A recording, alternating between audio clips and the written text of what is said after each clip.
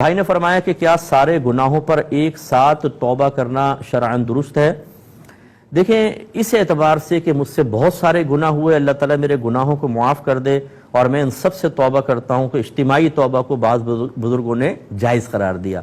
لیکن جب آپ گناہوں کے تقاضوں کے اعتبار سے توبہ کو دیکھیں گے تو پھر ایک توبہ سب کے لیے کافی ہرگز نہیں ہوگی۔ مثال کے طور پر کسی نے نماز قضا کی ہیں، کسی نے روزے چھوڑے ہیں، کسی نے زکوٰۃ ادا نہیں کی ہے، کسی نے شراب پی ہے۔ ان تینوں کی توبہ میں فرق ہوتا ہے کہ جس میں آپ نے کوئی بدنی عبادت ترک کی ہے تو توبہ کے ساتھ ساتھ قضا بھی کرنی پڑے گی، صرف توبہ سے تو قضا نہیں معاف ہو جائے گی۔ اسی طرح اگر زکوٰۃ کی ادائیگی میں تاخیر کی ہے یا کسی سال قربانی نہیں کی تو قربانی کی بعد میں آپ کو کفارہ دینا ہوگا، یعنی قربانی کا پیسہ صدقہ کرنا ہوگا۔ زکوٰۃ کی ادائیگی میں تاخیر کی تو اس تاخیر پر توبہ ہے، لیکن زکوٰۃ ادا کرنی ہوگی۔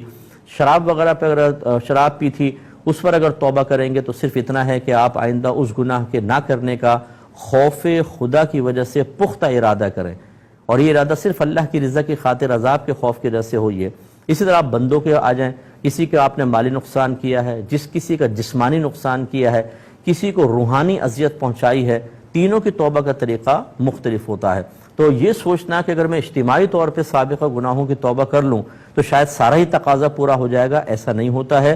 اس کے باقاعدہ علم سیکھنا بہت ضروری ہے۔ میری کتاب قرب الہی پڑھیں، اس میں بڑی تفصیل سے یہ چیزیں میں نے ذکر کی ہیں۔